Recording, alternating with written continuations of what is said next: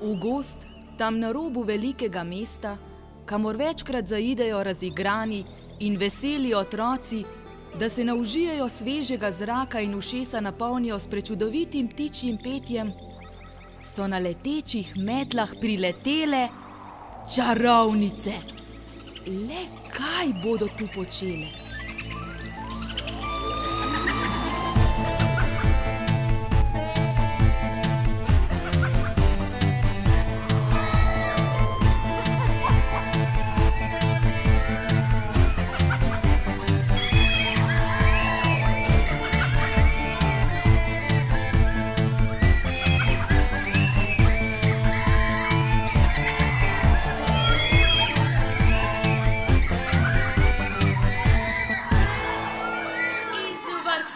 Izvrstno!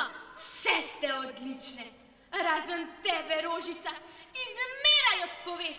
Tvoj smeh nima nič čarovniško zlobnega, sploh ni čarovniški smeh. Tako še dolgo ne boš opravila čarovniškega izpita. Zato bomo takoj sedaj še enkrat preizkusile čarovniški smeh.